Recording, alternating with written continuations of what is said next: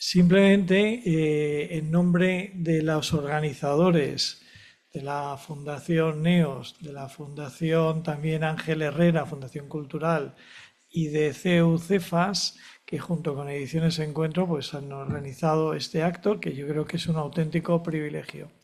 A mí solamente, además de dar a todos la bienvenida, dar la gracia a los que van a acompañar también esta tarde al autor del libro, a este Vivir en el Asombro, simplemente decir que me parece un acto de una importancia cultural enorme.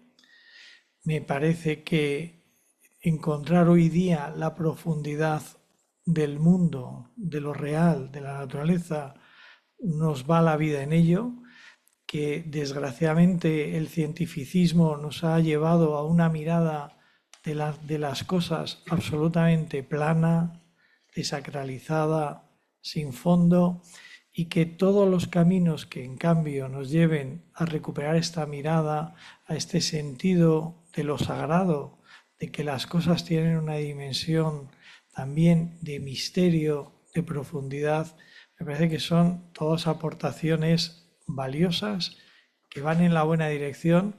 Desde luego, un autor tan reputado, el autor, como todos ustedes saben, de la opción benedictina, pero también de Vivir sin mentiras, los están ahí en el stand, que si a alguno les falta les recomiendo que lo compren, como igual este último libro, pues me parece que es un momento celebrativo, es un momento para disfrutar y nada más. Por mi parte, bienvenidos a esta Universidad San Pablo CEU. Gracias a todos.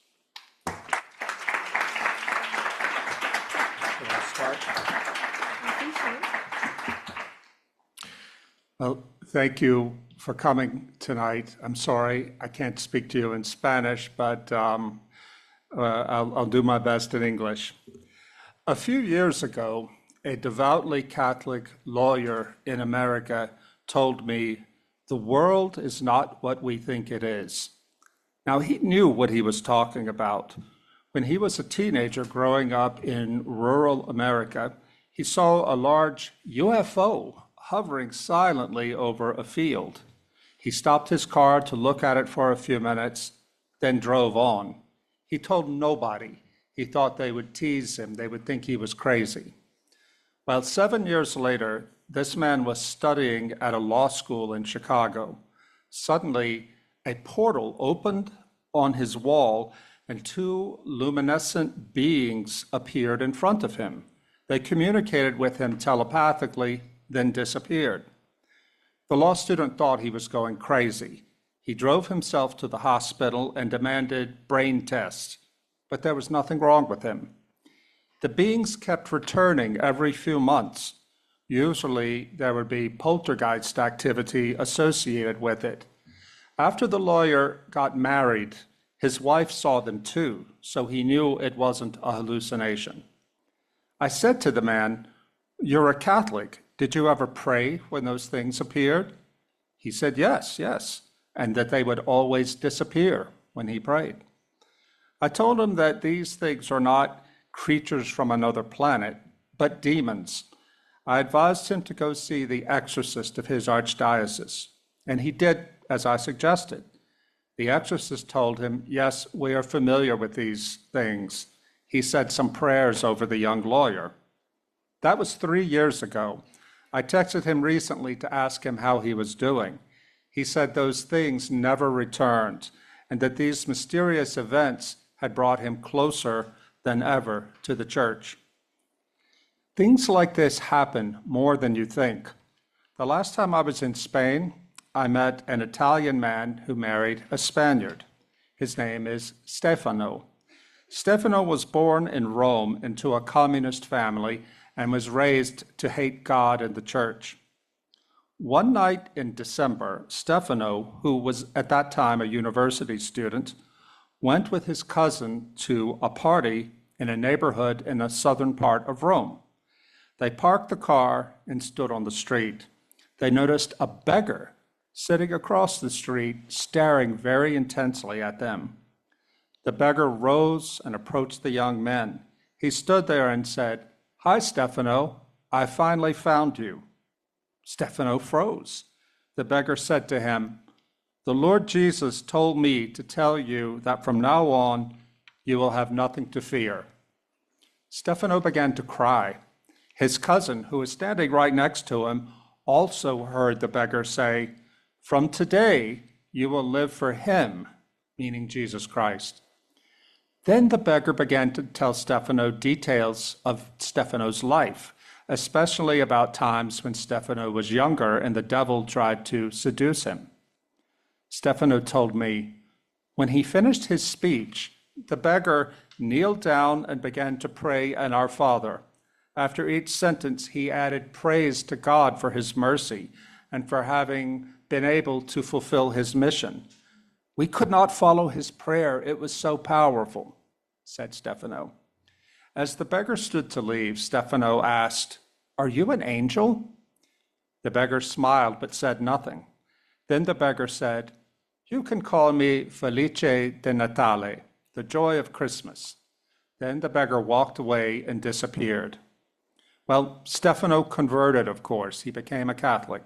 And not only that, he converted his entire communist family to the faith, including his hardcore communist father, as the old atheist lay dying. Now, I tell this story in my book, Living in Wonder, but there's something more that I found out after the book was published.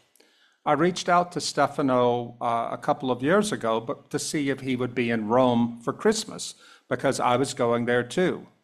"No," he said, "but something amazing has happened since we last talked." Since our conversation in Spain, Stefano had been back to Rome. He was driving through the same neighborhood where the beggar, Felice di Natale, had met him. He passed by a Catholic parish, and there on the facade in the front of the church was a giant image of that beggar. The parish was dedicated to San Felice de Cantalice, a 16th century Capuchin friar who lived in Rome and was famous for walking the streets begging for alms for the poor. Well, San Felice is buried in the Capuchin church in Rome. If you go there, as I did, and to visit his tomb, there is a large painting over the tomb of San Felice holding the baby Jesus in his arms while Our Lady is looking on. This is based on a Christmas miracle that happened in that same church. San Felice was praying at the altar on Christmas Eve when Our Lady appeared to him with the Christ child and allowed the saint to hold the baby. Another Capuchin witnessed this. So the saint truly was Felice di Natale, joy of Christmas. The book Living in Wonder is filled with stories like these. All of us here were raised in a modern culture that says things like this, they just don't happen, but they do. A few years ago, a famous American historian, Carlos Eire, wrote a book about the many flying saints of Spain during the Counter-Reformation period. Professor Eire is an award-winning scholar who teaches at Yale University, one of the top universities in America. He came to Spain and searched through the archives, historical archives, and found many, many signed testimonies of people who had seen with their own eyes priests, monks, and nuns levitating. Nobody knows why it started or why it stopped, but many people witnessed these events. In some cases, hundreds of Spaniards signed their names to documents swearing the truth of what they saw. Professor Eire writes that it is only in the area of religion that historians would ignore so much documentary evidence of supernatural events like this. Why is this? Because, says the professor, the modern world demands that we all accept the myth of materialism. The German sociologist Max Weber said that the modern world is disenchanted. He meant that in the old days, Christians believed in God and that in some mysterious sense, the world of spirit interacted with the world of matter. But in modern times, we don't think that way. Well, the Catholic Church and the Orthodox Church have always known that the world is enchanted in that way, even if the modern world cannot see it. Now, thank God, the myth of materialism is losing its power over the minds of people. But this is not entirely a good thing. Several years ago in Oxford, a young Anglican seminarian, 27 years old, approached me at a conference. He asked me what I thought the biggest threat to Christianity was. I said, atheism? He said, that's true for your generation, but not for mine. He explained that for his generation, the occult is the biggest threat. Witchcraft, Satanism, paganism, etc. His generation has no interest in atheism, the seminarian said, but that does not mean that they are interested in Christianity. He told me that they are interested in astrology, tarot cards, witchcraft, and even Satanism. Well, this really shocked me, but you know, he was right. Christians of my generation don't know this, but I looked up the social science data later, and it's true. What young people today are looking for is mystery and a sense of transcendence.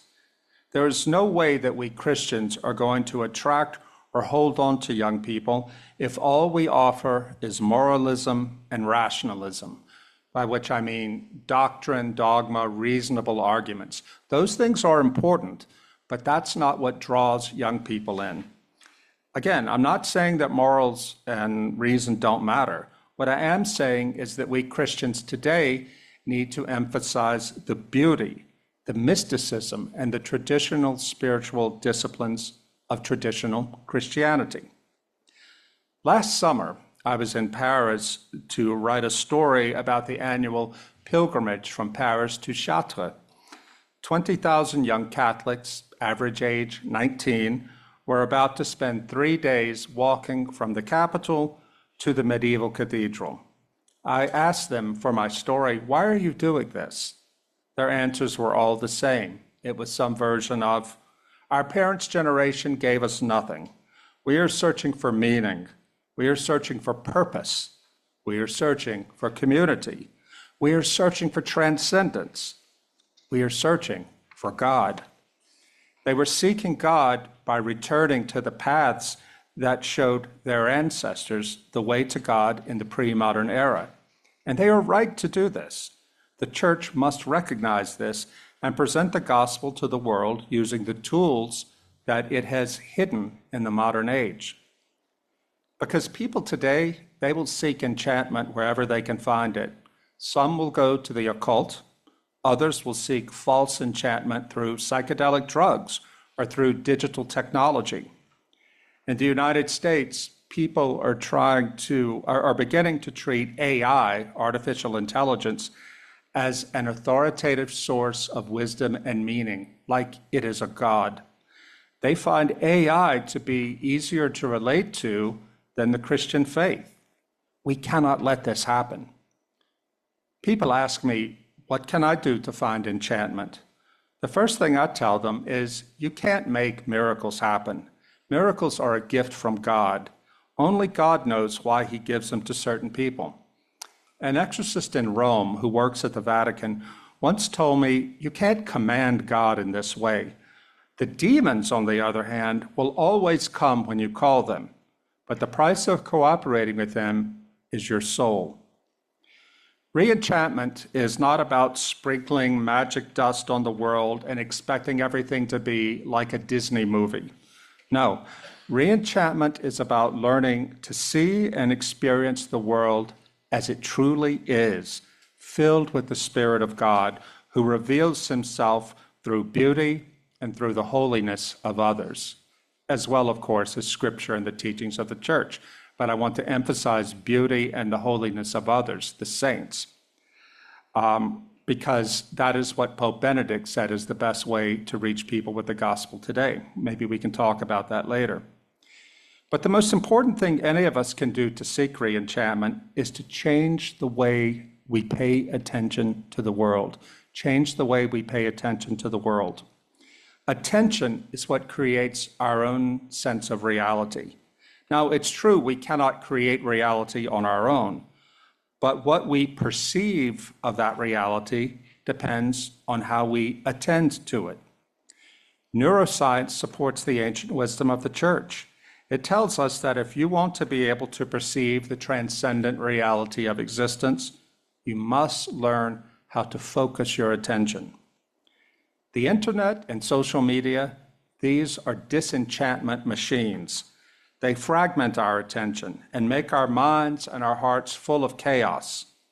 The normal way most Christians experience God is through prayer. If you cannot focus your attention, you cannot pray. And if you cannot pray, then eventually you may lose a sense of God.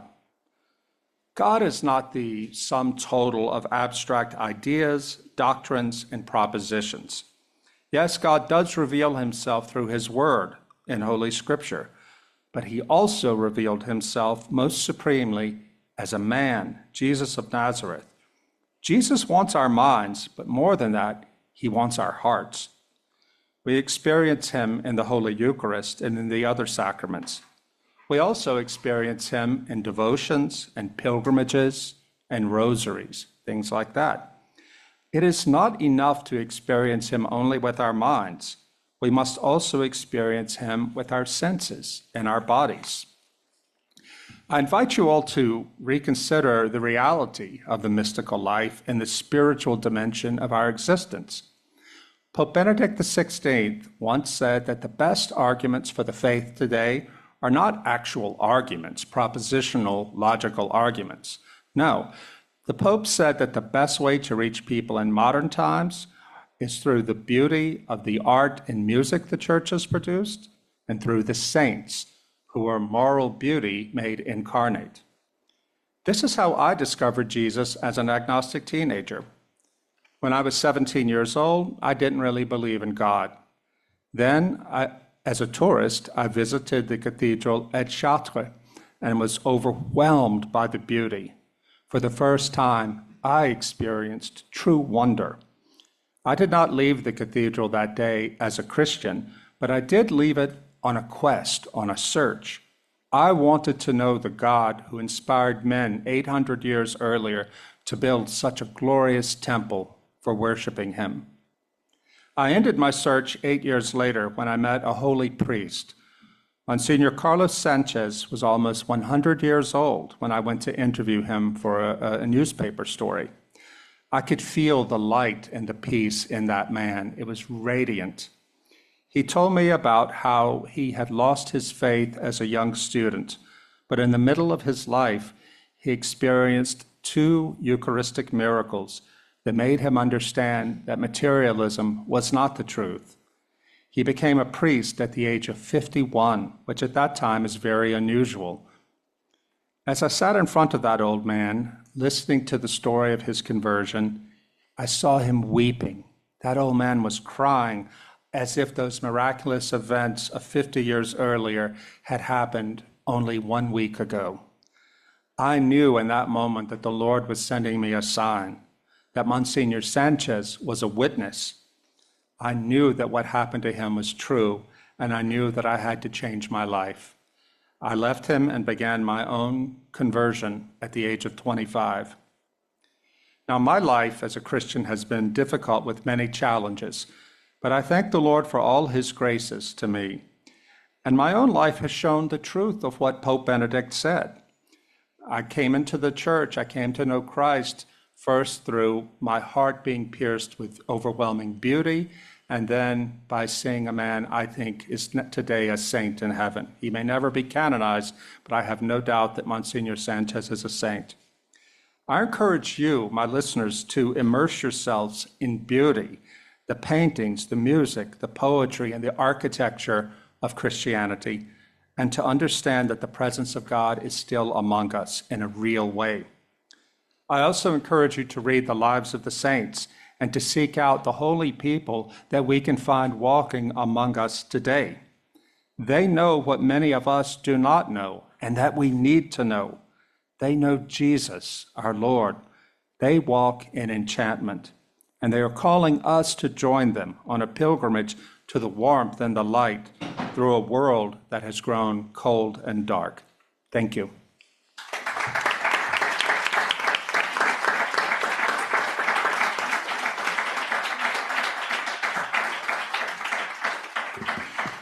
Thank you so much, Mr. Dreyer. Volvemos al español, retomaremos el inglés en el coloquio. Buenas tardes. Siempre es un placer, es muy sugerente leerle y escucharle. Leyendo Vivir en el asombro, uno recuerda, parafraseando a Chesterton, que lo más increíble, lo más sorprendente de los milagros es que existen y que existen de verdad. Que el milagro no es lo imposible ni lo mágico, como muchas veces creemos, sino, podríamos decir, lo inesperadamente posible de una realidad que ya es sorprendente en sí misma. Para darle vueltas a esto, conversar, eso significa literalmente conversar, darle vueltas juntos a las cosas. Pues hemos arropado muy bien al autor. Tenemos dos invitados de lujo. Primero, el que les voy a presentar, para tener dos pequeñas intervenciones dándole una réplica cordial a Rod Dreher sobre su libro, que lo han leído, lo han devorado en estos últimos días. En primer lugar, tengo a mi izquierda, va a ser el primero en intervenir, al profesor Agustín Domingo Moratalla. Querido Agustín, bienvenido. Agustín, cuando yo tenía 18 años, él unos pocos más, tampoco tantos, pero unos pocos más, fue mi profesor en Salamanca, mi profesor de ética. Unos años después yo me convertí en profesor de ética, así que alguna culpa tiene de ello, ¿no? Agustín es catedrático de Filosofía Moral y Política en la Universidad de Valencia, es director del Máster en Ética y Democracia, ha sido muchas cosas, pero espigaremos solo algunas de su larguísimo currículum. Encargado de la Cátedra de Metafísica en la Universidad Pontificia de Salamanca, allí puso titulaciones en marcha como la de Ciencias de la Información y Ciencias Políticas y de la Administración en el CEU. Director de la UIM, de la Universidad Menéndez Pelayo en Valencia, entre los años 2013-2020. Muchísimas publicaciones, pero lo mismo, igual que ha hecho antes Elio con las del autor, algunas. Condición humana y ecología integral, ética de la investigación, sobre los cuidados, Homo Curens. En los últimos años se ha dedicado a escribir e investigar sobre un tema siempre de máxima actualidad, los cuidados, y tiene en imprenta Sed de Dios en la ciudad secular. Es miembro de la ACDP, de la Asociación Católica de Propagandistas, como le gusta decir a él, de misa de 12, con 2 hijas y 2 nietos. Bienvenido, Agustín, cuando quieras. Muy bien, muchas gracias, Isidro. Bueno, en primer lugar, buenas tardes a todos y gracias por la presentación, gracias por la asistencia y gracias por volver a encontrarme con Rod Dreher. Somos viejos amigos, como él sabe.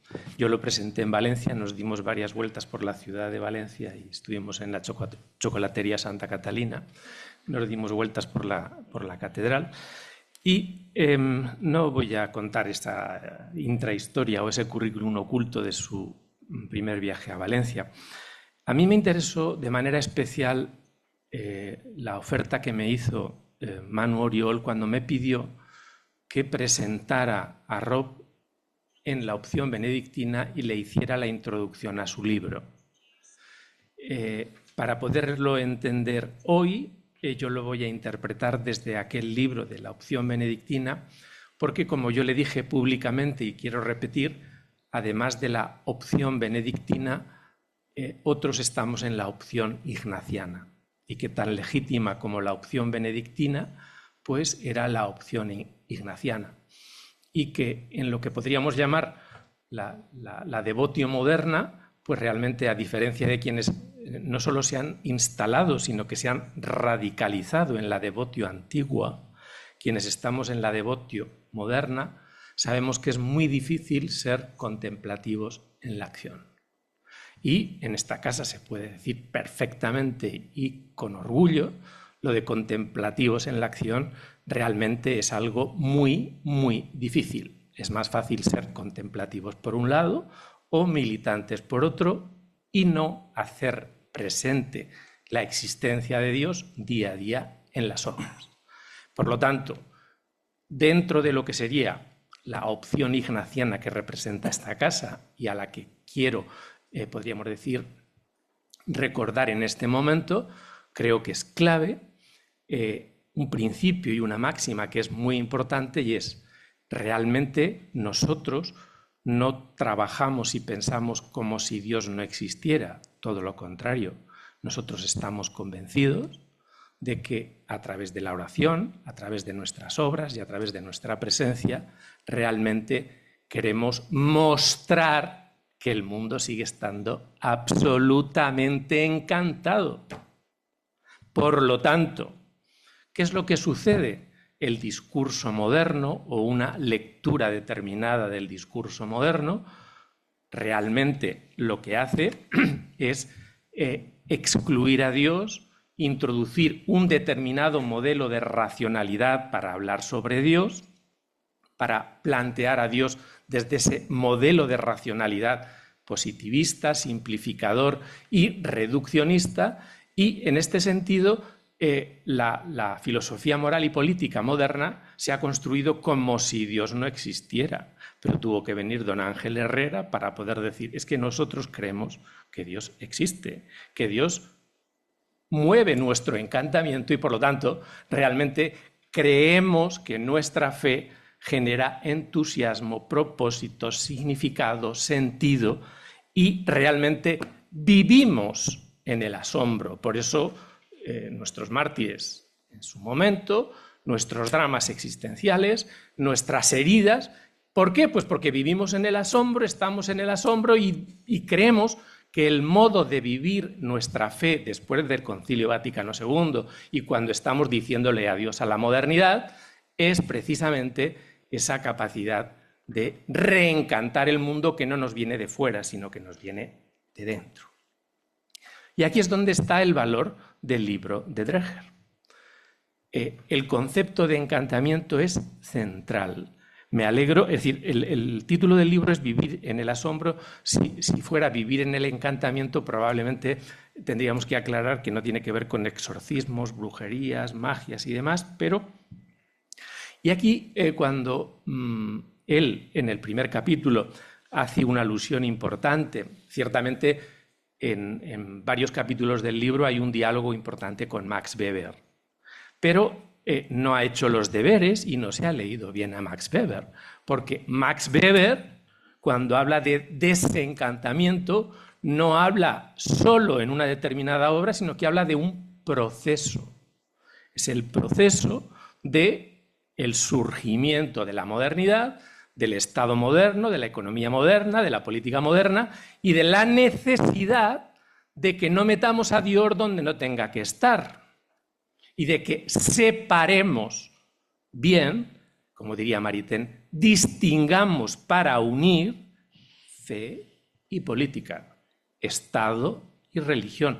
Por lo tanto, cuando Max Weber habla de desencantamiento del mundo, está diciendo es muy importante aprender a separar, aprender a distinguir y no confundir niveles por una razón muy sencilla, porque tenemos experiencia desde Isabel la Católica, Felipe II y nuestra historia, que cuando se han confundido niveles, la religión no ha cumplido con sus deberes y la política no ha cumplido con los suyos. Y por lo tanto, nuestra historia es una historia de encantamiento traumático. Es decir, que en la historia política de los conversos, y puedo remitirme fundamentalmente a Santa Teresa o San Juan, que vamos a celebrar el año, es importante darnos cuenta de la importancia del concepto de desencantamiento de Max Weber y en qué medida Roth lo que hace es decir, cuestionemos ese mundo encantado. En torno a ese concepto de encantamiento, él ha planteado la modernidad, él ha metido en el mismo saco la razón moderna, el cientificismo moderno, el encantamiento de Max Weber y está haciendo un discurso, a mi juicio, excesivamente reduccionista de la modernidad porque no toda la modernidad es igual y hay muchas modernidades. ¿Qué es lo que sucede? Pues realmente el discurso de Max Weber está en cuestión, él, muy inteligente en su libro y en su planteamiento, ha recuperado esa crítica al planteamiento de Max Weber en torno a uno de los conceptos, repito, más atractivos y más bonitos para entender las relaciones entre la fe y el espacio público o la fe y la política. Fíjense que esta recuperación del encantamiento La tenemos en Benedicto XVI, la tenemos en Habermas, la tenemos en Charles Taylor, la tenemos en los grandes pensadores. Piensen cómo el propio Habermas habla de sociedades post-seculares, habla de pensamiento post-metafísico y, por lo tanto, reconocen que sin cierto encanto no hay participación política significativa, no hay lucha por la justicia y, por lo tanto, es estructural en la vida del cristiano trabajar con gracia, con encanto y mostrar ese encantamiento. Por lo tanto, bienvenido el libro de Dreher, bienvenida esa reflexión sobre la importancia del asombro, del encantamiento. Repito que el concepto de encantamiento es muy bonito. En el primer capítulo, él utiliza determinados sinónimos del reencantamiento y le resultarán a ustedes familiares cuando él recupera el planteamiento, por ejemplo, de Viktor Frankl. Realmente la búsqueda del sentido es otro modo de recuperar el encantamiento. Pero es que en las ciencias sociales y sobre todo en el ámbito económico, cuando hablamos de una empresa con propósito, no sé si les suena, una estructura empresarial con propósito, estamos recuperando una ordenación de los significados, una ordenación de los fines y por lo tanto introducimos un tipo de racionalidad, podríamos decir, encantadora, que introduce el entusiasmo, el encanto, la teleología aristotélica, pero enriquecida con la teología de la patrística. En segundo lugar, voy a destacar solo 3 o 4 ideas. Esta primera me parecía importante. Una segunda aportación brillantísima del libro de Dreher y que yo aconsejo su lectura, evidentemente, pero aconsejo que fundamentalmente se lo compren. Es decir, luego ya verán si se lo leen o no, pero aquí tiene que agotarse las 2 o 3 cajas que han traído, que Ignacio ha traído. Por lo tanto, ¿por qué? Es decir, no solo por la reflexión sobre el encantamiento, sino sobre algo que es muy importante y es el papel de la atención. Cuando vemos que nuestros nietos, hijos o alumnos vienen con problemas de atención y tienen trastorno porque hay un déficit de atención, pues creemos que es una simple patología. No. La atención es un problema estructural hoy.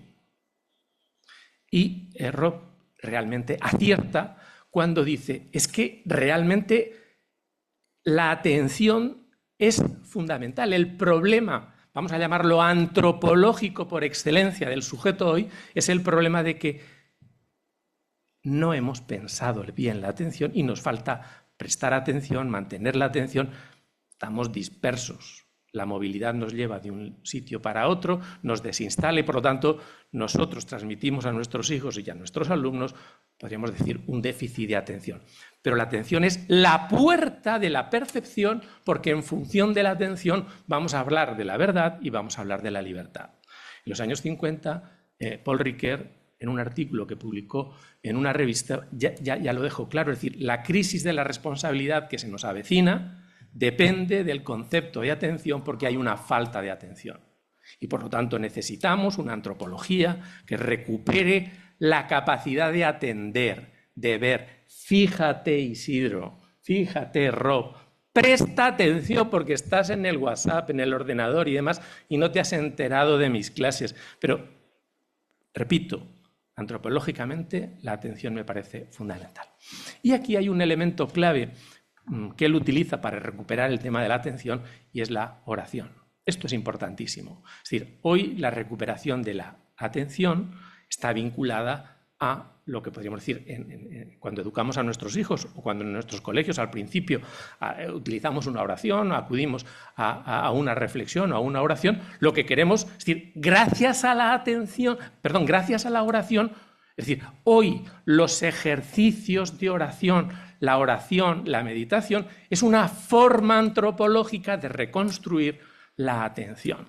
Por lo tanto, la relación entre atención y oración aparece en el libro, es muy importante porque supone la recuperación para nuestras prácticas cotidianas, para la antropología social y política, de ese concepto de atención vinculado a la oración. Ahora bien, la oración se dice de muchas formas, como el ser de Aristóteles. Y no todas las oraciones que necesitamos tienen la misma naturaleza y, por lo tanto, cuando hablamos de oración, hablamos de tipos de oración, estrategias de meditación, tiempos de meditación y, por lo tanto, no toda la oración tiene que ser necesariamente oración modo premoderno ortodoxo, porque no siempre podemos poner velas, no siempre podemos concentrarnos ante el sagrario y no siempre tenemos 2 horas disponibles para poder hacer una verdadera oración. Por lo tanto, el hombre moderno que dramáticamente quiere ser cristiano en su vida cotidiana, probablemente no tiene espacios para la meditación, no tiene espacios para la oración, y por lo tanto tenemos que ofrecer nosotros como comunidad católica esos espacios de oración, de meditación, y no todos tenemos la posibilidad de irnos con los amigos del desierto, no todos tenemos la oportunidad de hacer ejercicios, y por lo tanto tenemos que mantener, estimular e incentivar esa relación entre atención y oración. Una penúltima cuestión, y es una referencia a la mística. El libro supone una recuperación de la dimensión mística de nuestra fe, de nuestro compromiso y demás. En esta casa esto es fundamental, pero no una mística prerracional, sino una mística metrarracional y transracional. Esto es importante. Es decir, Roth, en el último apartado, hace un comentario, me ha gustado, en el último capítulo, en el capítulo número 11, habla de la urgencia de lo místico. Esto es muy importante. Ahora, yo esperaba que hubiera un capítulo 12 donde recuperara a Charles Péguy. Nuestro compromiso social, nuestra identidad católica está animada por León XIII, la cuestión social, y ahora León XIV, la cuestión antropológica, donde lo místico es estructural.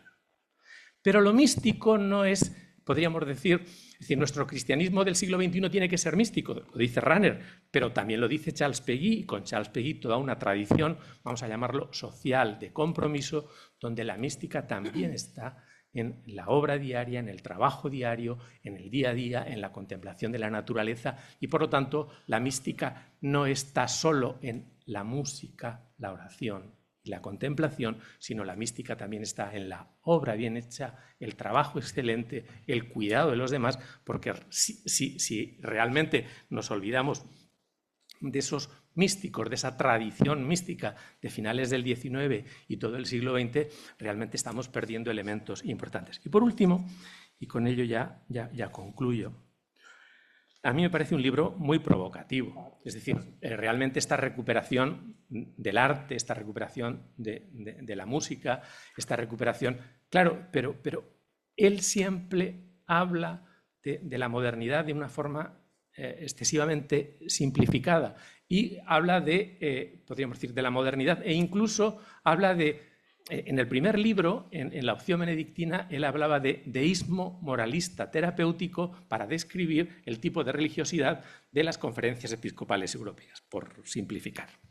Y realmente en eso tiene razón, pero claro, el problema no es olvidarnos del moralismo, porque yo puedo tener el deísmo, podríamos decir, la reflexión religiosa puede prescindir evidentemente de la moral, pero si prescindiéramos de la moral nos olvidaríamos de don Manuel Kant, de Santo Tomás, de la dignidad y de nuestra lucha por la justicia y por los derechos humanos, que forma parte de nuestra mística. Entonces, cuando él desprecia la religión moralista porque hemos reducido, ciertamente, es verdad, en muchas prácticas, en muchos ambientes, hemos reducido la vida de fe, la tradición cristiana, a puro moralismo, a puro trabajo por la justicia, la lucha por la justicia. Acuérdense de las distintas órdenes religiosas, cómo se han organizado en torno a eso. Claro, pero la solución no es tirar por la borda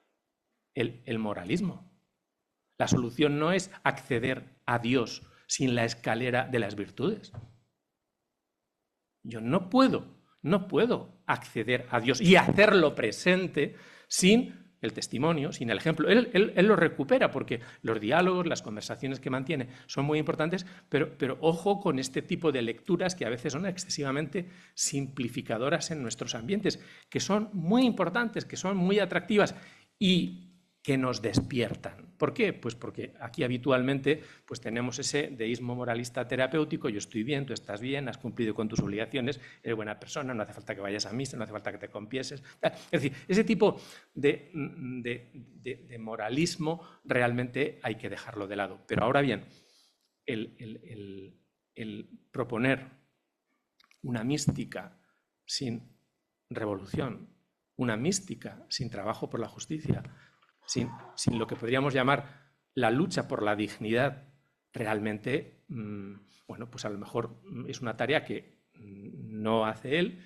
tenemos que hacer nosotros, pero que es muy importante darnos cuenta de que cuando leamos este libro, realmente la recuperación de la racionalidad moral no es necesariamente la recuperación del racionalismo cientificista, positivista o absolutamente leguleyo, sino que hay una racionalidad del corazón, hay una racionalidad cordial. Recuperemos a Pascal, recuperemos los textos, es decir, ahora mismo León XIV realmente está haciendo una recuperación del papel del corazón y de una racionalidad moral vinculada al cuidado al corazón que no hay que perder de vista. Y eso también es moral, distinto de la moralina, distinto de lo que podríamos llamar la tradición más legalista kantiana, pero realmente creo que hay que recuperar la frescura, la savia con la que Roth nos presenta su libro. Repito, a mí me resulta provocativo, me resulta un libro fresco, me resulta un libro atractivo, se lee muy bien. Yo creo que los traductores y la editorial han hecho un buen trabajo a la hora de adaptarlo y a la hora de revisar las traducciones, porque muchas veces a la hora de hablar de estos temas no es fácil, porque a veces hablar de los ovnis, hablar de la brujería y hablar de eso, se pueden imaginar ustedes el público nuestro cuando en una parroquia, en una catequesis hablamos de brujería, es decir, en que hablamos de exorcismo, es decir, son cuestiones que hay que saber plantear y hay que saber educar. Bien, termino mi intervención. Como les decía, agradezco a la editorial Encuentro, agradezco a esta casa y a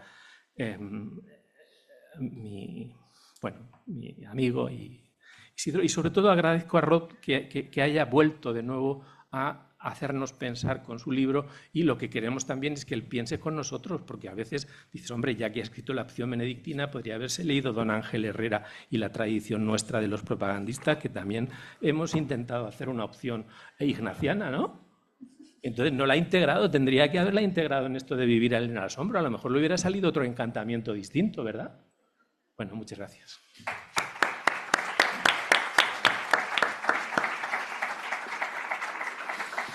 Bueno, muchas gracias, Agustín. Han escuchado que hay interpelaciones, hay provocaciones directas, pero vamos a poner más encima de la mesa y luego le daremos la palabra a Roth, ¿no?, para que conteste a todas ellas, incluida la de Mariona Gumper, que nos acompaña hoy. Muchas gracias, Mariona, por el esfuerzo que has hecho en leerte casi en tiempo récord Vivir en el asombro. Ella dice de sí misma que es lo mejor que uno puede hacer en lugar de ir a ver qué dice de ella misma ChatGPT, ¿no? Pues Mariona dice de sí misma que es católica, española y doctora en filosofía por ese orden. No está nada mal, ni las cualidades ni la jerarquía. Que disfruta mucho estudiando y leyendo la filosofía plumbea, pero no se asusten porque en realidad Mariona dice que lo que más le divierte es poder llevar todo lo aprendido a un ámbito más divulgativo. Y les aseguro que divulga muy bien. Les recomiendo sus columnas de prensa. Es una columnista excelente, combina lo que tiene que tener un columnista: rigor intelectual, divulgación excelente y un humor muy fino. Además, yo disfruté mucho con la lectura en su día, hace 4 años y pico, Infodemics, Posverdad y La sociedad que viene, publicado en Ciudadela. Mariona, te escuchamos, bienvenida. Gracias. Creo que ese statement que hice alguna vez es un poco antiguo, porque se me ha hecho raro que no mencionara esposa y madre. Pero me gustaría decir que para mí lo más importante en mi vida ahora mismo es ser esposa y madre. También soy muy despistada, entonces sé que me voy a olvidar de los agradecimientos. Entonces me gustaría empezar ahora, ¿no? A la Fundación Cultural Ángel Herrera Oria, lo tengo que leer porque es mucha gente. CEUCEFAS, Fundación Neos, Ediciones Encuentro, al propio Roth y a toda la gente que habéis venido, en especial los amigos que me ha gustado volver a ver. Me ha gustado mucho leer el libro y además me ha sorprendido, ¿no? Porque es un libro que habría sido impensable leer igual hace 5 años, ¿no? Sobre todo este tema de milagros, ¿no? Que muchas veces hablas tú de, pues, contemplé un milagro o contemplé algo sobrenatural, son cosas que uno quizá se calla o quizá piensa que igual mejor hablarlo solo cuando ya ha intervenido la Iglesia y entonces ha decidido que sí, que esto es un milagro. Y sin embargo, si sabemos cuando hablamos con muchas personas, si es que tienen la sinceridad de hacerlo, que pueden de alguna manera constatar lo sobrenatural en su día a día, ¿no? Yo, por ejemplo, hoy he tenido un milagro espectacular porque vengo desde Pamplona y mi tren no ha descarrilado, ya llegaba a tiempo, ¿no? Entonces, como ya han dicho, mi formación filosófica, pero estoy ya ahora más en el tema columnista y divulgativo y lo he notado al ver cómo hablaba Agustín, ¿no? He pensado en mis años de cuando yo estaba en la academia haciendo el doctorado y he visto lo que yo me he preparado y digo, madre mía, es completamente distinto. También es verdad que pensaba, por lo que se me había dicho, que iba a hablar solo 5 minutos, con lo cual, bueno, pues hablaré poquito, pero espero que interesante, ¿no? Entonces, a ver.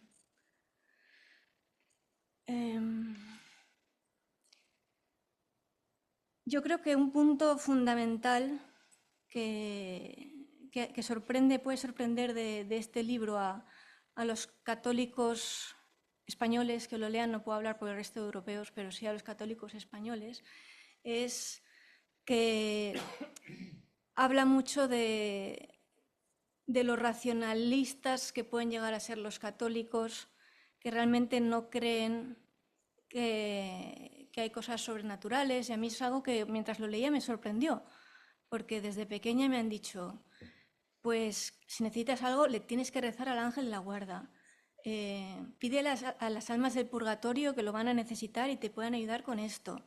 También el hecho de que a los santos se les santifica porque han hecho un milagro, ¿no? Entonces, en ese sentido, creo que hay como un lost in translation entre los americanos y los españoles.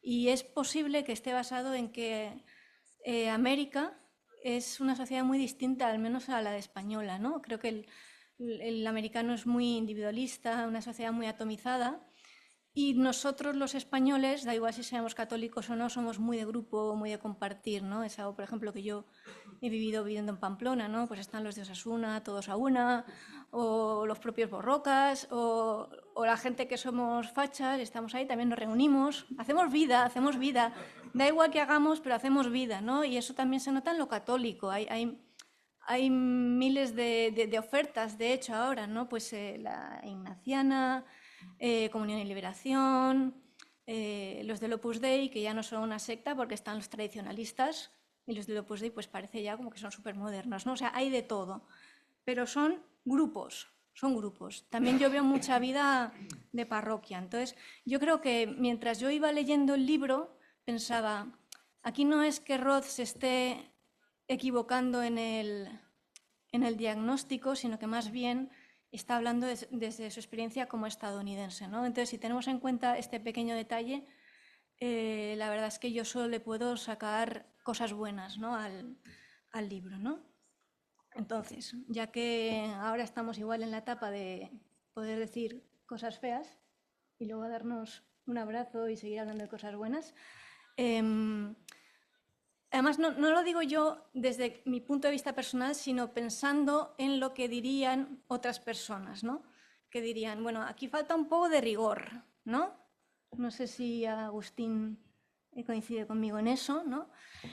Y claro, a mí eso me llama un poco la atención, ¿no? Porque veo que igual nos estamos desviando un poco del tema en este sentido, pero creo que por un lado estamos, bueno, o estáis, porque ya no estoy en la academia, los académicos que son muy puntillosos porque lo tienen que ser, porque es necesario, pero luego están la gente que hace divulgación, que quizá no tiene tanto rigor, pero llega a la gente, ¿no? Entonces, yo en ese sentido parece que es una crítica que le puedo hacer a Roth, pero en realidad es más bien lo contrario. Qué bien que él la haga, porque parece que en la academia no sabemos hacerla. O sea, sabemos igual muchísimo de Santo Tomás, sabemos incluso que la quinta vía de Santo Tomás coincide con la tercera crítica de Kant, etcétera, etcétera, pero ¿de qué le sirve esto a la persona que va a misa, que quiere saber, ¿no?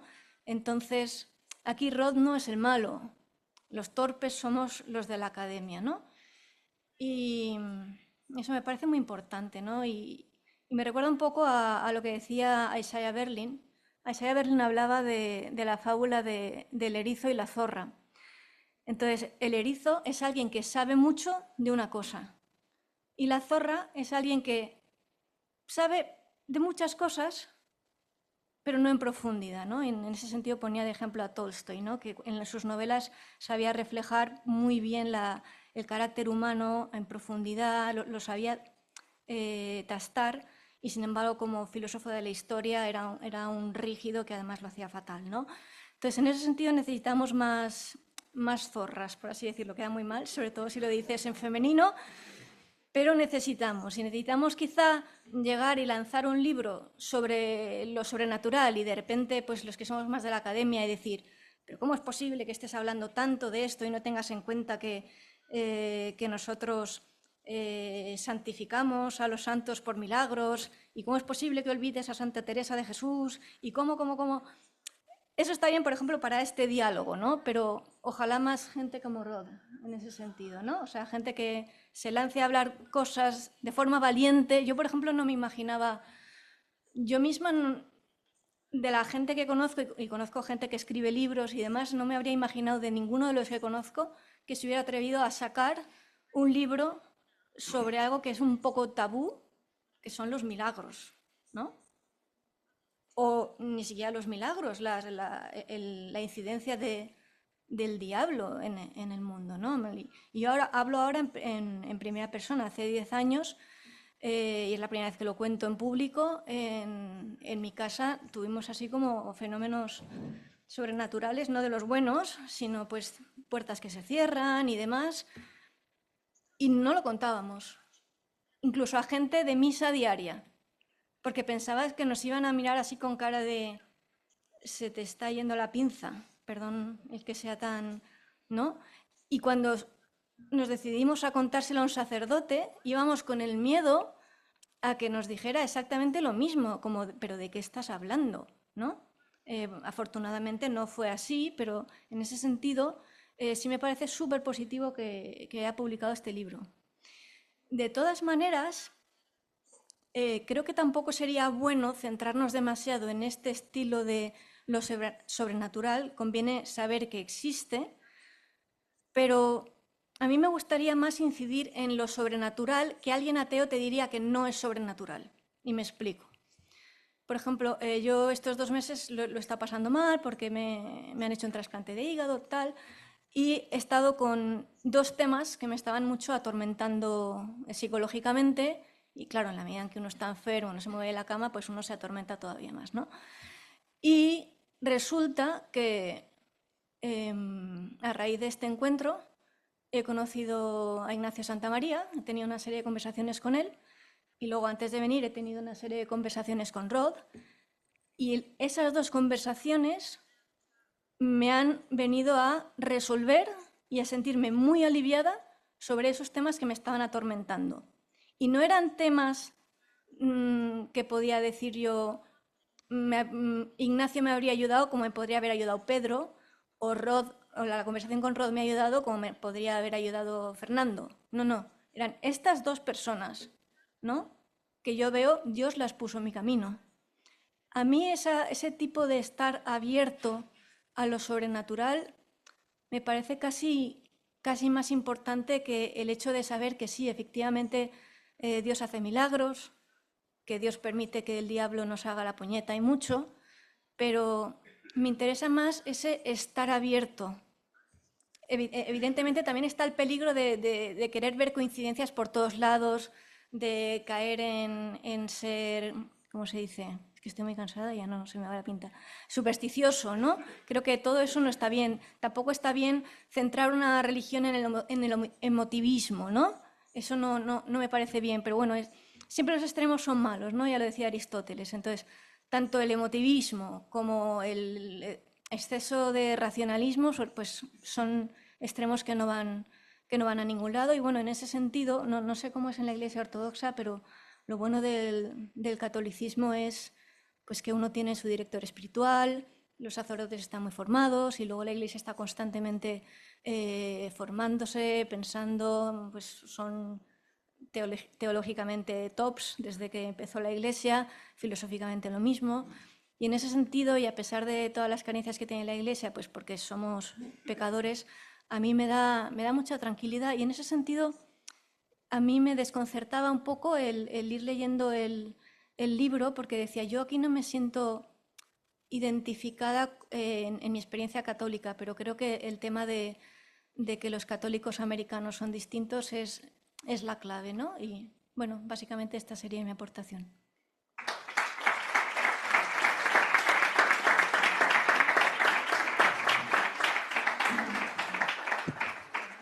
Bueno, le vamos a dar la palabra a Rod y le voy a poner en juego dos de las provocaciones que le han hecho y después entramos en coloquio. La primera tiene que ver con lo que ha dicho Agustín, si le parecen irreconciliables o tan irreconciliables las opciones benedictinas y las ignacianas, ¿no? Es decir, si eso a los runner en nuestro siglo tiene que ser místico y si eso excluye totalmente la posibilidad de que sea político, por ejemplo, político en sentido de polis, de amplio, ¿vale? Mística y qué tipo de mística, ¿vale? Esta sería la primera. Well, I think Friedrich Nietzsche understood something very important about what it would mean for God to die in our minds. Nietzsche realized, or rather, he accused the Enlightenment of killing God, but trying to smuggle God back in through universal humanism, etc. Nietzsche's argument was no. If there is no God, if there is no transcendent basis for morality, that we're left to make our own morality up. And I think that we are seeing this increasingly in our politics, that we have in the Western countries, all of them, a politics of, you might call it desecration, as opposed to consecration. Another way to think about enchantment is that the world is consecrated. It belongs to God. God sets the boundaries for what we can and cannot do. God tells us, gives us a source of moral behavior. That's not all he does, but that is something he does. Augustine was talking about the importance of justice. And if we have a politics that is separated from its transcendent roots, then ultimately it will be about nothing but power. And we're seeing this happen more and more in my country with gender ideology, with transhumanism, things like that. People don't think about, how does this relate to what God says, to the ultimate truths, but rather, what can we do? If we can do it, it must be right. Nobody will come out and say it so clearly, but that's what they mean. There's a public intellectual named Yuval Noah Harari. He's an Israeli atheist, and they love him in Silicon Valley. Harari said that back at the beginning of modern times, 500 years ago, we made a very important choice in the West. We exchanged meaning for power. Now, what he meant by that is we threw over the traditional metaphysics of the West and certainly of the Christian West, and said that there is no such thing as meaning inherent in matter. And because most people still remained Christian, things were okay for a while. But in the end, once God gets further and further away and finally disappears from our imagination, we are left with nothing but power. How can we even say what justice is without God. And I think that we can't even say what man is without God. And this, I think, is going to be even more important as we move into the era of AI and transhumanism. We have to realize that there are limits that are God-given that we cannot pass by. If you do not believe that man is made in the image of God, then you will find it okay to abort the babies that have Down syndrome. In the country of Iceland, for example, they're very proud. We have eliminated Down syndrome in our country. Yeah, they did it by aborting all the Down syndrome babies because they didn't see them as having any useful life. I'm just finishing my next book, which is about comparing Germany in the 1920s to America today in the 2020s. You know, Germany in the 1920s, Weimar Germany, was the pre-Nazi period. And it's really interesting when you look very closely at how the psychosocial parallels between Germany 100 years ago and America today, and more generally the West.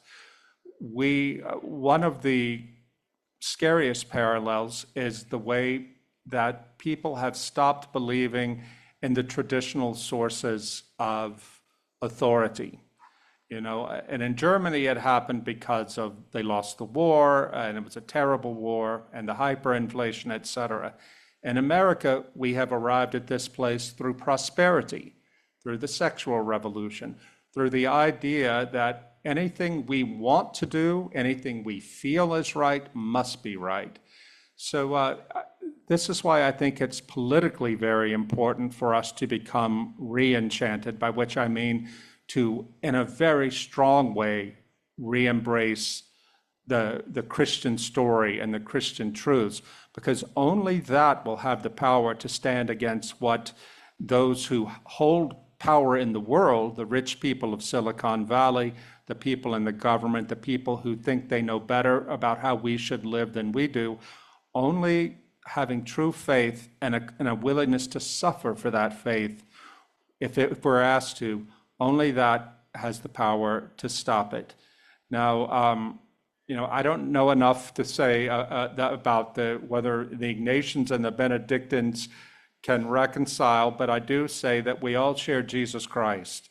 And there is not only one way we have to be Christians. All we have to do is be faithful to the Lord, to obey what the church tells us. But people pray in different ways, you know. Some people, and the Catholic Church is really good about this. You have Carmelite spirituality, you have Ignatian spirituality, Benedictine spirituality.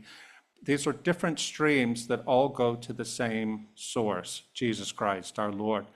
And so I am always happy to learn from Christians who may not agree with me on everything, but who I really believe know Jesus. I want to know more about how you know Jesus.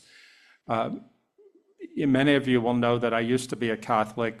I was Catholic for 13 years, and then I was put to the test by working as a journalist on the sexual abuse scandal. And I thought at the time that as long as I had all of the arguments for the faith clear in my head, my faith would not be touched. It turned out not to be true. And I finally got to the point where I was tormented by my faith and became Orthodox, an Orthodox Christian, not because I thought the Orthodox Church is free of corruption. Corruption is everywhere, but because of my own particular brokenness, traumas I had as a child, and also the brokenness in the Catholic Church in the United States. Now, I couldn't continue as a Catholic, but the Catholic Church taught that the Orthodox have valid sacraments, so that's where we went. But I went as a very different kind of Christian. Before, I was very intellectually arrogant. The Catholic Church didn't teach me that. That was me. That was my fault. I was so proud of all of the philosophy and of the complex doctrine and teaching of the Catholic Church, which is a great and beautiful thing. But I did not live out the faith in my heart and in my body as I should. I was too abstract. And when the time of testing came, I broke. So that I had to become a much more humble Christian, intellectually and otherwise. And now when I talk to audiences, whether they're Catholic, Orthodox, Protestant, whatever they are, I say, do not be intellectually arrogant. It was a severe mercy that God gave me to break me of my arrogance. And I think that I've talked to, in the book, I tell stories about Protestants who have experienced God's miracles, and Catholics and Orthodox too. The Lord loves us all, and it doesn't mean that Protestantism is just as true as Catholicism or just as true as Orthodoxy. It means that the thing that will save us if we are saved is the mercy of Jesus Christ, and whether or not we really know him in a true way, our hearts have truly been converted. I should say too that going back to something that Mariona was saying about not speaking out about miracles. You know, it's funny, I've never really been shy about talking about miraculous things that have happened to me or people I know. But I really took a big risk with this book. But I'm to the point in my career when I've written 3 New York Times bestsellers. I'm 59 years old. I don't really care anymore. I have to say what I believe to be true and tell these stories. The funny thing is, Christians will come to me quietly and say, hey, let me tell you what happened to me or what I saw. Because it does happen to them, but they don't have the boldness to say it. And I understand why they don't. They don't want to be laughed at. The young man I told about who saw the so-called UFO and had these weird demons coming to him, he was afraid to tell his own priest because he was afraid to be laughed at. And it was only when he told me, and I didn't laugh at him, I gave him the information that exorcist had told me, that I was able to help him find relief from these horrible things. You know that my favorite story in the Gospels is when Jesus goes to the village and casts the demons out of the man in the graveyard. He sends them into the herd of pigs. And he frees the man. The man comes back and he's normal again. You would think that if you saw that kind of miracle happen, a man who had been tormented in living in a graveyard in chains, if he was set free by someone who came to town, you would think, let's have a feast. But that's not how the people behaved. They told Jesus, get out of town, leave us. They preferred the world that seemed normal to them, a world they could control, even though it was a world in which this poor man was suffering. They preferred that than to have the healing of this man done by our Lord. I think it's a very human thing. There's a story in the book about a man, an American writer, who talked about how when he was in his 20s, he was a Catholic, but not a very strong Catholic, but he volunteered at Lourdes one summer, helping the sick who were coming to Lourdes for the waters. And while he was working there, his eyesight, this man's eyesight was healed. He wasn't blind, but he had very bad eyesight. He was healed. And then he felt very strongly that he should go to the grotto where Our Lady appeared and just say thank you. But he didn't do it. The next day he woke up and his eyesight was poor again. Thinking about this many years later, he told a journalist, you know, the truth was I didn't want that miracle. Of course, I wanted to be able to see again, but if I accepted the miracle, that would mean I would have to change my life in ways I didn't want to do. And I think that's, again, a very human story. A lot of us think that if I only saw a miracle, then I would believe.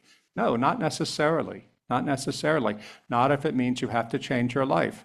But a miracle, the point of a miracle is to show you the power of God and that the Lord is here and he loves us and he's calling to us, even though most of us will never fully experience a miracle. I think what Mariona said about how you can experience the presence of God in everyday interactions is so important.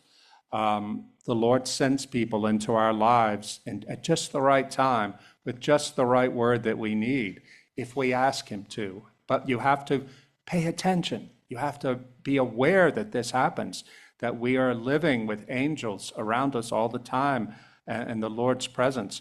I tell the story in the book about a man in New York, a Catholic man who was a very good friend, him and his wife, of me when I lived in New York City many years ago. And he found me in Louisiana one day and told me a shocking story that his wife, Emma, had become possessed. I'm like, how is this possible? You're very faithful Catholics. Well, it's a long story I won't tell tonight, but it turned out that she had a grandfather in Italy who was a Freemason, and that the grandmother who was a sort of witch, and there was a curse on the family. And you might think this is something from the old days, but I went to their house to see them, and the demon manifested through her in their fancy apartment on the Upper East Side of Manhattan. She was, Emma was examined by the psychiatrist for the Archdiocese of New York, who said, we can't explain any of this. He approved her for an exorcism. After I visited them and the demon manifested through her, her husband was walking me back to my hotel in Manhattan. And I said, how has this changed you, this crazy experience of having a wife who was possessed? He said, now when I walk the streets of the city, I know that there is a great spiritual battle going on all around, angels and demons around us all the time. We just can't see them, but they are there. And it has made him so much more faithful to the church and faithful in his prayers. And thank God she was finally delivered of the demons. But this really happened. And this guy is a stockbroker. He works on Wall Street. These are fancy people. These aren't peasants living out in the woods. This is the reality of our life today. I should say one more, and then I'll let somebody else talk. One of the things that meant the most to me, one of the histories of the Christian church, is what happened to St. Thomas Aquinas. This is the man who wrote one of the greatest pieces of philosophy, works of philosophy of all of Christianity ever. And yet, at the end of his life, St. Thomas was saying Mass, and he had a vision. We don't know what the vision is. He didn't tell anybody, or if he did, they didn't write it down, but he did tell his secretary, after what I saw, everything I've written is nothing but straw. And of course, the Summa is not nothing but straw, but what the saint was saying is that the vision of God is what we all want, what we're all trying to live towards, seeing in the next life, that all of our intellectualism, it doesn't matter as much as being able to perceive the Lord and be known by the Lord. Mariana was right. I did write this book as an American about American Christianity. Catholicism in the US was heavily influenced by the Irish. They became the dominant form of Catholicism, and Catholicism in America tends to be much more Protestantized than Catholicism in Europe. So in modern Catholic parishes, they try to downplay the mystical and the things that Protestants might find weird. But that is changing, thank God. We have a younger generation of priests who really believe what the church teaches and are not trying to make it modern. They're just trying to make it faithful. And that means bringing back the old, the candles and the incense and the things that used to be part of everyday Catholic life and maybe still are in Spain. And if it's true in Spain, then God has really blessed you. I think I've said enough, and let's hear some response.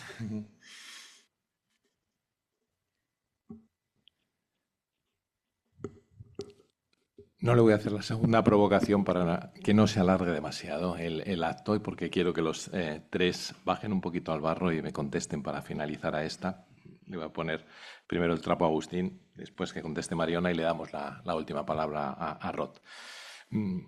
Si todos presuponemos que asombro sí, encantamiento, si partimos de esa idea común, ¿luego qué? Es decir, luego nuestra presencia en el espacio público tratando de hilar la opción benedictina con este vivir en el asombro. Agustín, ¿luego qué? Luego nos retiramos a los cuarteles de invierno, luego transformamos esta realidad tan compleja que no solo es el contexto español, que podemos extrapolar a otros contextos, la transformamos desde dentro. Es decir, resistimos, reconstruimos, nos retiramos o un poco de todo discerniendo prudencialmente a ver qué hacemos en cada caso.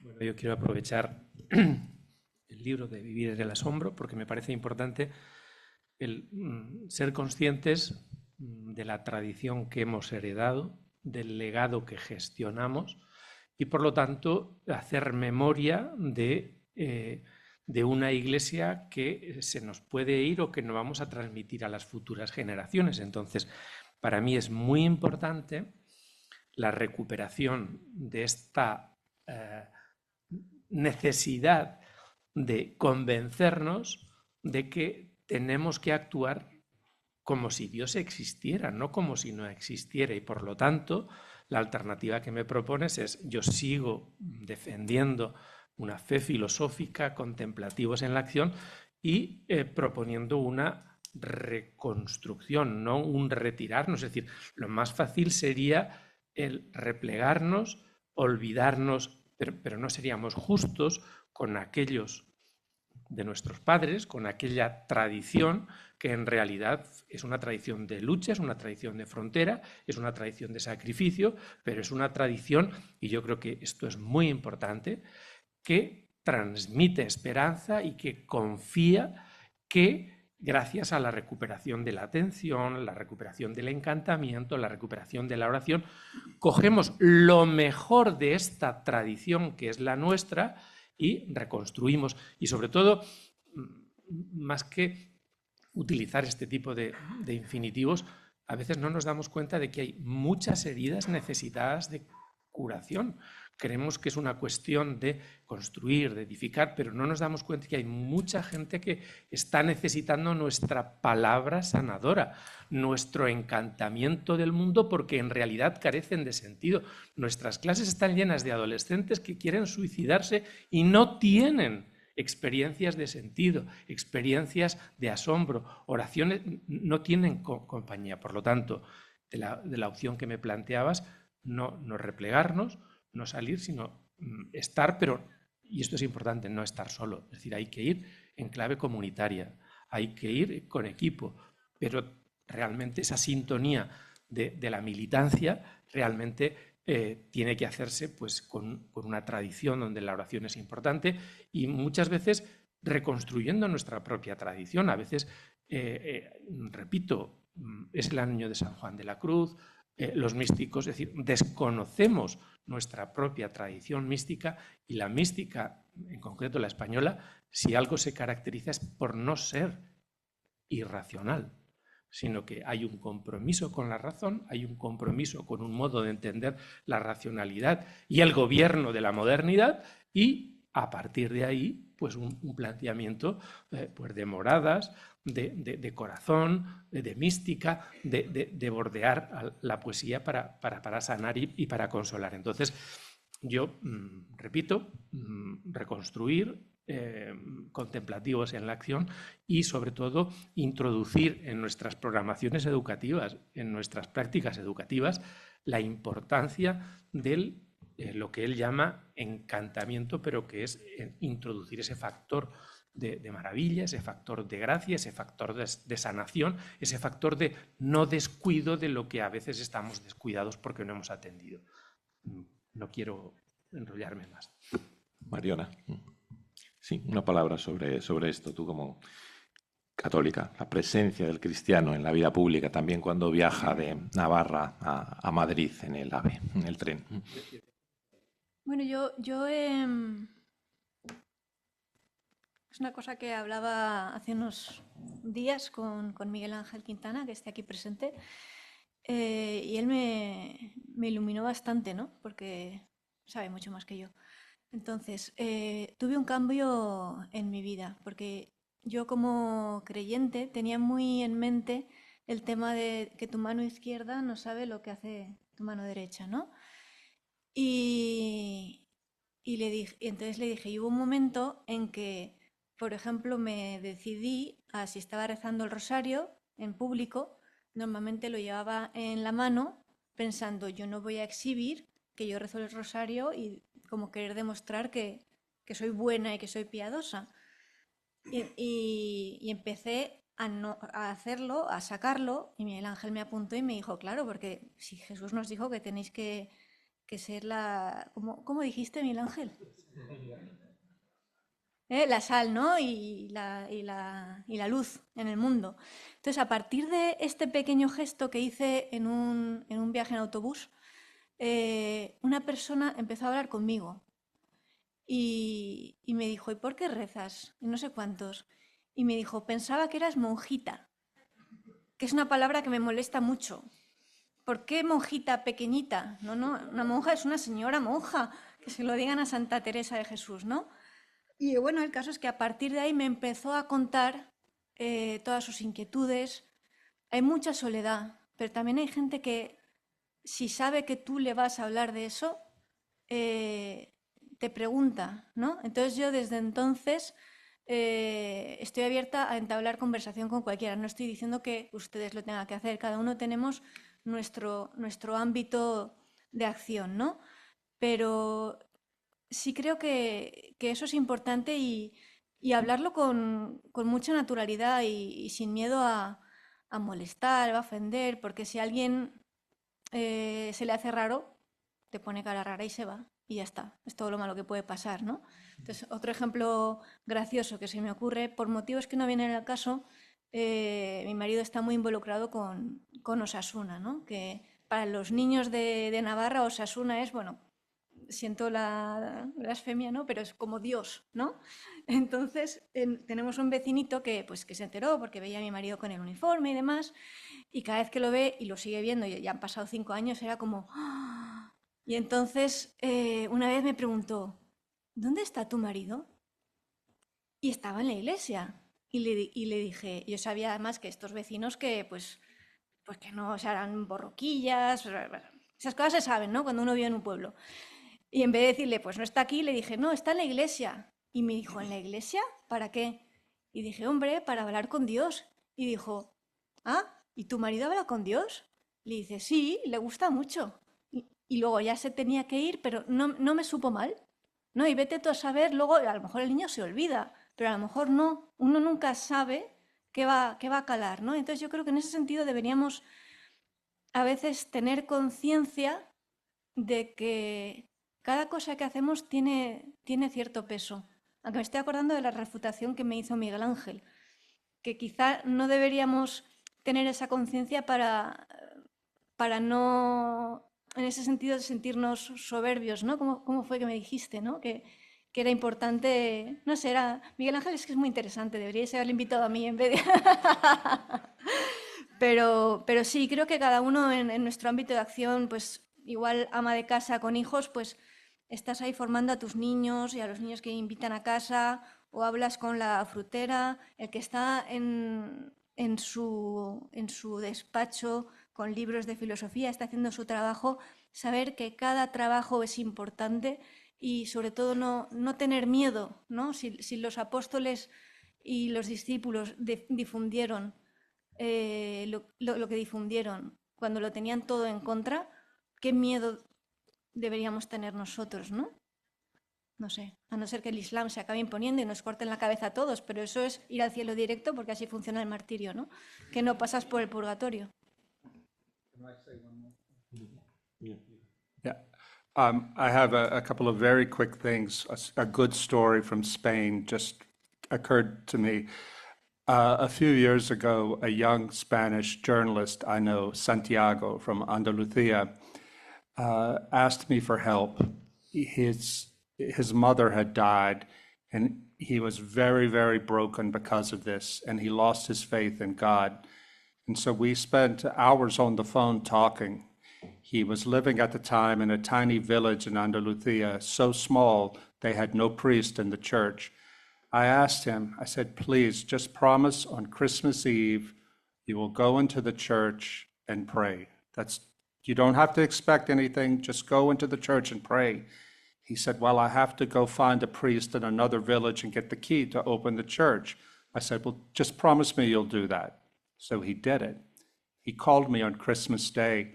When he opened the church to go in and pray, there was a candle burning on the altar. No one had been in that church. No one could get into the church, but there was a candle there, and he took it as a sign that God was with him, and it started him on the road back to faith. Something as small as that, but he had to make the first step himself, a step in faith to go into a dark, locked church in a tiny village in Andalucía on Christmas Eve to pray, and he experienced the joy of Christmas. Last point. There's an English historian named Tom Holland. Tom is one of the most famous historians in the English-speaking world. He wrote a great book a few years ago called, in English, Dominion. It's about how Christianity created the Western world. In the book, Tom says that when he started writing, he was not a Christian. He was an atheist, normal, middle-class, British atheist. And over the course of writing the book, he came to understand that all of the things he valued most about our world came from Christianity. And he became more interested in it. He said, maybe there's something true here. He started going to an Anglican church every now and then. He wasn't sure that he wanted to be part of it, but he went. Then he was diagnosed with cancer. And out of desperation, he prayed to Our Lady, asking her to please pray that the Lord will heal me. He was healed of cancer, and he's now a Christian. And he talks about it, even though it's a very difficult thing for an English academic to do.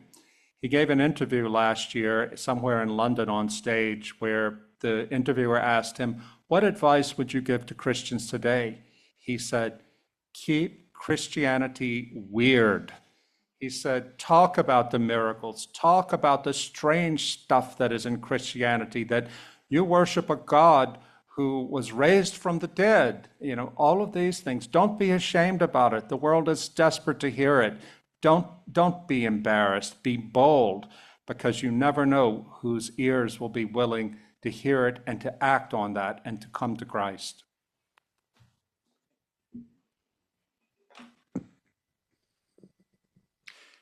Es mejor no estropear el testimonio con ninguna pregunta más. Muchísimas gracias, Rod, por haber venido.